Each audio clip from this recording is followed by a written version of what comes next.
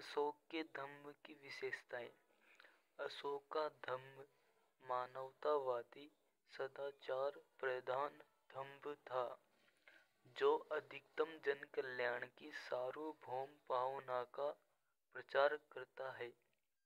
अशोक का धम्म सर्वव्यापक था, जिसमें मनुष्य, पशु, पक्षी, जलचर आदि सभी के कल्याण के प्रति समर्पण भाव मिलता है। धम्म मंगल तथा धम्म दान से पुण्य संचित होते हैं, जो मोक्ष की ओर ले जाते हैं। धम्म विजय की अशोक की अवधारणा अद्वितीय है। अशोक के धम्म की विशेषताओं को निम्न प्रकार से स्पष्ट किया जा सकता है। सार्वभौमिकता। अशोक का धम्म समस्त प्राणी मात्र के लिए था। वह संपूर्ण मानव जाति के कल्याण के लिए प्रयत्नशील था। वह सभी संप्रदाय के लोगों में समन्वय स्थापित करना चाहता था। उसने मनुष्य और जीवों के कल्याण के लिए अनेक कार्य किए, जैसे सड़कों का निर्माण करवाया, उनके किनारे छायादार वृक्ष लगवाए, कुओं और जलाशयों का निर्माण करवाया तथा मनुष्य और पशुओं की चिकित्सा के लिए अस्पताल खुलवाए। इसके अतिरिक्त अशोक ने स्वतंत्र पड़ोसी राज्यों में भी धर्म प्रचारक भेजे और वहां भी अस्पताल खुलवाए। नैतिक आदर्शों पर बल देना। अशोक ने उच्च नैतिक आदर्शों पर बल दिया। उसने अपने धम्म के अंतर्गत माता पिता, गुरुजनों का आदर करने, प्राणी मात्र के प्रति दया प्रकट करने, ब्राह्मणों तथा श्रमणों के प्रति उदारता का व्यवहार करने, दीन दुखियों को दान देने आदि पर बल दिया। उसने नैतिकता का प्रचार करने के लिए धर्म महामात्र नियुक्त किए। पाखंडों और कर्मकांडों का विरोध।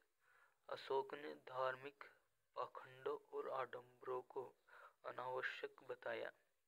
उसने घोषित किया कि पुत्र जन्म, विवाह आदि के अवसरों पर जो धार्मिक अनुष्ठान किए जाते हैं, वे निरर्थक है।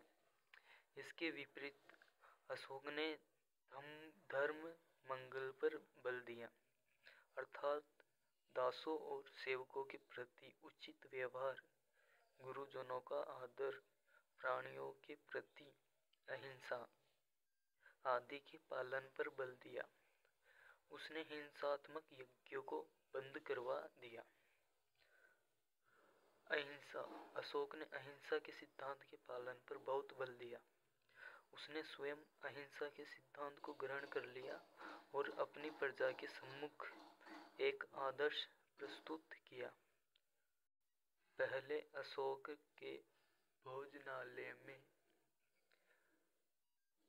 प्रतिदिन सैकड़ों हजारों पशुओं का वध किया जाता था, किंतु उसने एक आदेश द्वारा केवल 3 पक्षियों, 2 मोर और 1 हिरण के वध की आज्ञा दी और अंत में सम्राट ने इन प्राणियों के वध पर भी प्रतिबंध लगा दिया। उसने हिंसात्मक यज्ञ बंद करवा दिए।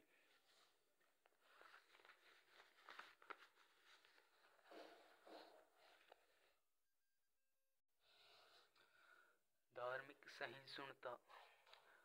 अशोक ने धार्मिक सहिष्णुता पर अत्यधिक बल दिया। वह सभी संप्रदायों के लोगों में मेलजोल बढ़ाना चाहता था। वह सभी धर्मों के लोगों के बीच सहिष्णुता तथा मैत्री के भाव को बढ़ाना चाहता था। अपने 12वें शिलालेख में अशोक कहता है कि जो मनुष्य केवल अपने संप्रदाय का गुणगान करता है और दूसरों धर्मों की निंदा करता है, वह अपने धर्म को हानि पहुंचाता है। अतः अपने मनुष्य को वाणी पर नियंत्रण रखना चाहिए और दूसरे सभी संप्रदायों का आदर करना चाहिए। निष्कर्ष। कुछ विद्वान अशोक के धम्म को बौद्ध धर्म नहीं मानते, परंतु अशोक के अभिलेखों का विश्लेषण करने पर हम इस निष्कर्ष पर पहुंचते हैं कि अशोक का धम्म बौद्ध धर्म से बहुत अधिक प्रभावित है और इसे उपासक बौद्ध धर्म की संज्ञा दी जा सकती है। डॉक्टर भंडारकर, डॉक्टर हेमचंद्र राय चौधरी आदि विद्वानों के मतानुसार अशोकाधम्म उपासक बौद्ध धर्म था।